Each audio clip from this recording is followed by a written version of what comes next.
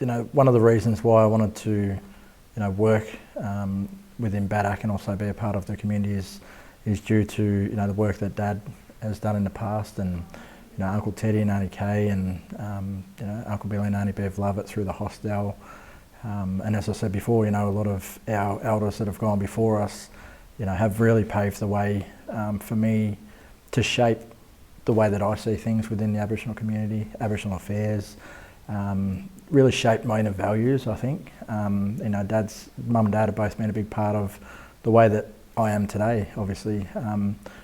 But more importantly, it's about, what can I do within my own person to help, whether it's our overrepresentation of Aboriginal people in the justice system or within out-of-home care, child protection, education.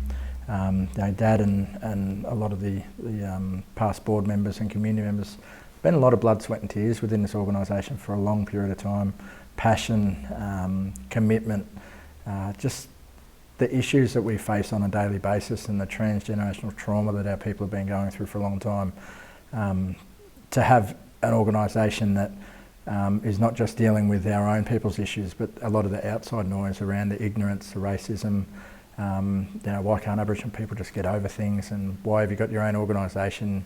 All that sort of, the critical backlash that we cop on a daily basis is something that, we've been so resilient. And I think one of the things that I've learnt within my journey, and a lot of it's probably been from Dad, is around our resilience and how we can bounce back up from, all the negative things that are happening within our own backyards. But it's about, being proud of who we are, where we've come from, and, taking it with a grain of salt to say, look, we're looking at the bigger picture things.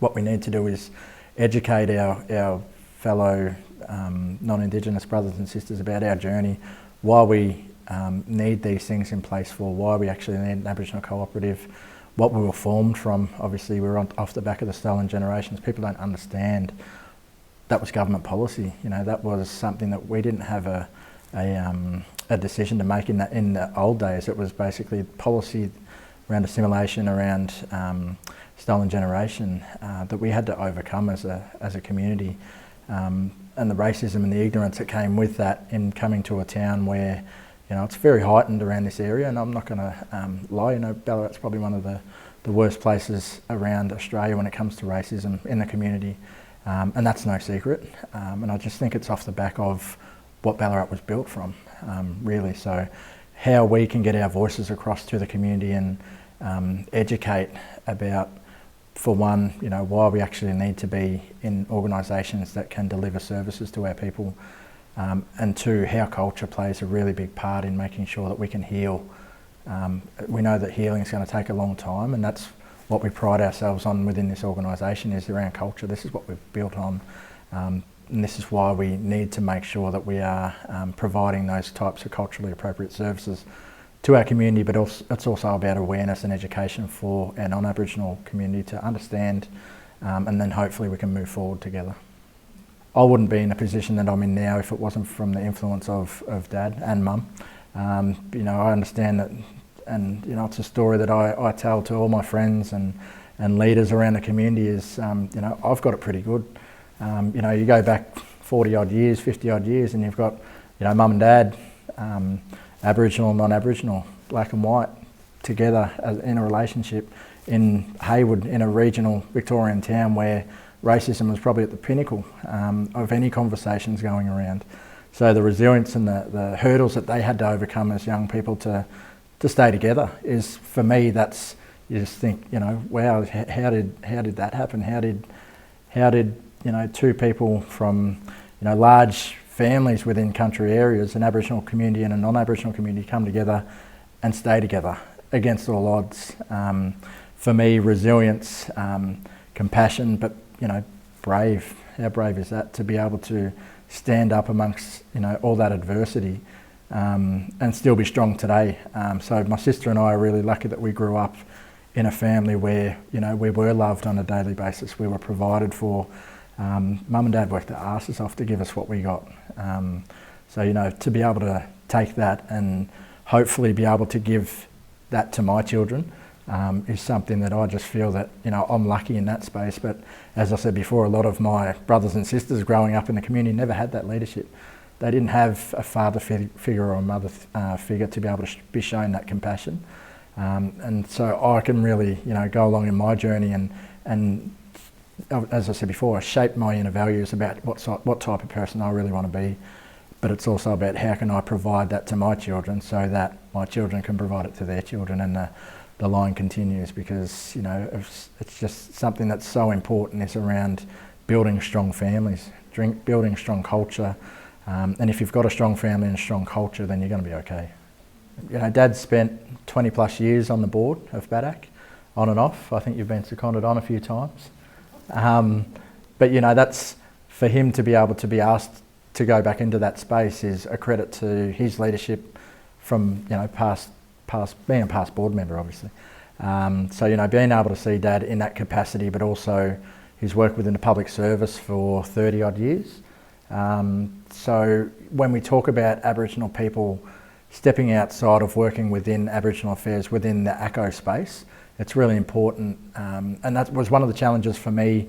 And I remember Dad talking to me about it when I was a young fella. Was it's great to work at your local Koori organisation, but look outside of that if you want to. There's other opportunities, which there probably wasn't too many at that stage, going back to the sort of early 2000s. The Aboriginal Justice Agreements were only starting to get strategies and whatnot involved, and education was starting to build on their strategies and whatnot. So inclusion plans and strategies were pretty much only really starting to get started back in those early days. So there were opportunities around employment.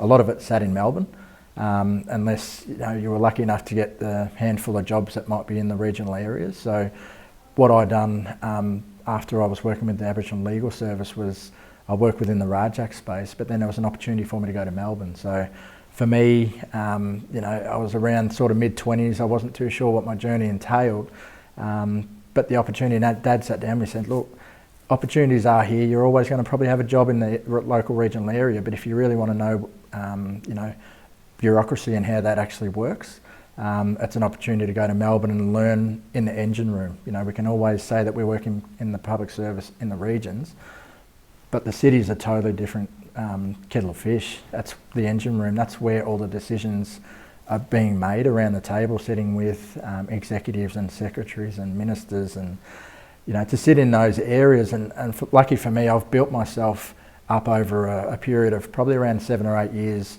as going into the department as a junior staff member. And then last year, prior to taking on this role, I was in an executive position, so in a management role. And it gave me opportunity to sit around the table with high-level ministers and executives talking about policy and what policy actually means for our people.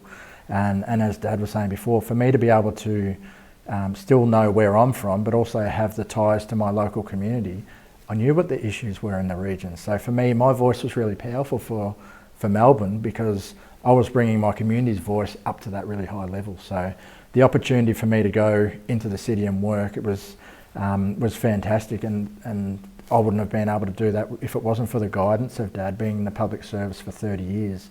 And knowing that through DSE and also through the land network, it's been really fantastic to learn from someone like Dad that's been around for so long in that space, because I think that a lot of our young fellas that get into government don't have the support that I had. So they might be only in there for a short amount of time, and then they'll go back to their communities, or they'll go back to where they're comfortable. So it's really about using our elders, our mentors, our community members who are in the government sector to be the voice for our younger people coming through the ranks, so that they can feel comfortable knowing that people like Dad and others have paved the way for us to have a little bit more of that what's the word for it? So people like Dad and others have paved the way for us to go into environments where they're more culturally appropriate and culturally friendly. So, and that's probably the work that Dad and others have done along the way, is to sit in a government organisation where they might be the only Aboriginal person in the room or in that unit. And if they're not there and we get a young trainee through the room and the place isn't culturally safe, or the environment's not respective or whatnot, they're only going to stay there for 5 minutes and say, look, this isn't the place for me. But we need our mob to sort of look outside of the spaces and really challenge themselves. Larry Kanoa, Gunditj Mara mother's side, Bunitj on father's. Was the Gunditj Mara southeast or southwest Victoria.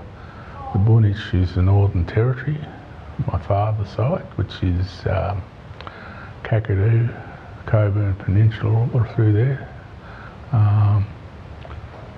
And I was born in Marupna, grew up in and around Hayward, did my schooling there, lived with my grandmother. There was 6 of us, brothers and sisters, so yeah. Badak's been around for a long time.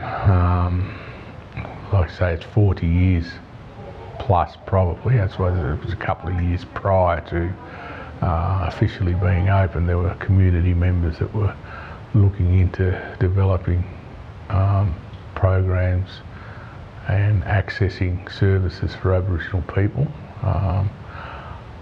I actually moved up here about 36 years ago from Hayward to become a field officer with the legal service based at Badak. And my role was to cover the whole of the Western District at the time, and that was from Ballarat to Horsham to Hayward to Geelong and anything in between as a field officer for the legal service in those days. And I've worked on and off with Badak ever since then. Mainly my major focus with the co-op has been on the board. I spent a lot of years with the board and as part of the local community. I think you always feel like you're doing a great job because it was a service that was needed. The issue that we had was because we had to cover such a big area, it was difficult organising our clients on a regular basis. So we had to work it so that our solicitors could go out and take instructions from the clients the day before the court. If they didn't do it, well, we had to do it ourselves. So it was a good role to be in terms of servicing the mob with the community in the legal area. I remember one story where we went to get one of our community members in, where was it, Warrnambool, and he had to go to court in Colac. And it was just a speeding fine. He was well over the limit on P plates and whatever, and we went and picked him up, the solicitor and I, and we said, well, you better come with us because you'll be walking after we finish there. And to our surprise, he kept his licence, which the solicitor and I looked at each other when we come out. He said, well, you could have driven yourself over here, that being the case. But yeah, no, that was a good get. Unexpected, but it was a good get.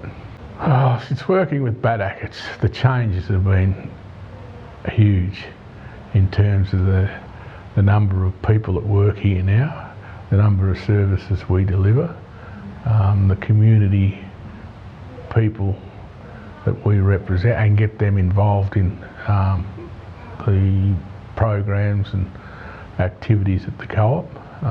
It's improved over the year. We put a lot more emphasis these days on our youth, and also have tried to have more cultural influences throughout their lives, because we find that a lot of our kids that are coming through the systems these days have no idea who they are, where they come from. So we try to fill that void for them as we go along. But from a community point of view, the growth of this place has been enormous, and the legacy of a few people that started the place off all those years ago, they should be proud of. And plus the fact that the people, community and the people should be acknowledging those people for what they did back in the day, because if it wasn't for them, this wouldn't be here now. Would have been Ted, Kay, and then they went through a bit of a disruption there at one stage, and then the likes of Jim Burke came up and chaired the organisation and brought Phil Cooper, who became the CEO at the time. They were the ones in the early days that actually got the place going and heading in the right direction. I think it's they had a community focus on things. Community was the major thing in their lives, and plus the fact that they had the ability to negotiate with the funding sources on an equal footing, and they had the vision to be able to see which direction the co-op needed to head in. A lot of the services that we started off with were, every other organisation started off that way as well. But from the Badac's point of view, we were the big sister-brother organisation, because we used to go out to Horsham, Hayward, Warrnambool, and those organisations are there because of the outreach service that Badac set up in the early days. Because we used to send our nurse and other services to those places every now, once a week or once a month or whenever. I think it's changed lives in as much as it's made people aware of what's available out there for them, and it's also been a very good support for not all, but most community members all community members that needed the service. But it's also been there for as a beacon, I guess, for the community in and around Ballarat, because it's been here a long time, and people know where it is, and I think people feel comfortable in coming to the place now. And I think the awareness over the years about this organisation and how well it operates and the service it delivers is probably a good thing, and most community people that use this place I think so as well. Yeah, it's Ted and Kay, both of them. They were involved in the early stages, and they were the ones that, particularly Ted, in terms of speaking to organisations and other agencies outside the organisation, and he had the ability, because he worked within government at the time with DHS, so his knowledge of accessing those services and the funding through that would have been, and plus Ted's been a Ballarat stalwart for many years, and his sporting prowess sort of holds him in pretty good stead in the Ballarat community in general, not only within the Aboriginal community. Look, I'm not really comfortable about talking about myself, so. Well, you could talk about your son and how you feel about his achievement. Look, he's pretty proud, his mother and I, of his achievements. He's started off heading down home to do a cultural hospitality and tourism course. That's where he sort of started out, and in terms of the cultural history that we've passed on with him, he's got a great understanding of who he is and where he's from and where he's connected and all that sort of stuff. And not only that, from an Aboriginal point of view, but he's got a non-Aboriginal history as well, which he knows all about as well, so he sort of links them up pretty well. Through his schooling years, he went to St Pat's here in Ballarat. St Al's. He started off at St Aloysius in the primary school, and one of his major achievements, and he ended up a student of the year in his last year there. So it's a fairly proud moment, and he always reminds us that we weren't there to actually see him because we had to take his sister to Geelong to play netball. I knew where the priorities were.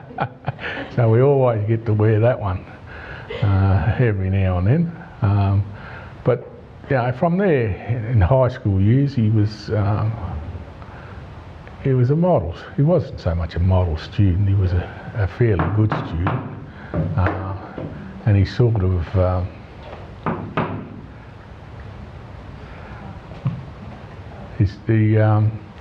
he made a lot of friends, good friends, who remain his friends till today. But he sort of followed in my footsteps in a lot of ways because he became the legal service field officer as well. But he only had half the area I had to cover, so it should have been a little bit easier for him. And then he went into justice, and he did a really good job there. So the jobs he's had within government have been all good jobs, and he's handled them fairly well in terms of. And the one thing I'm fairly proud of him about, he's never forgotten his history and his culture while he's been in those jobs, because it's a difficult task working for government when you're trying to get changes to help the mob. And he's done it pretty well to date. We hadn't made many changes, but it took me 40 years and I haven't done anything in government either, so. But he got a beautiful wife and 3 lovely kids, and he's a good family man. Fairly proud of him.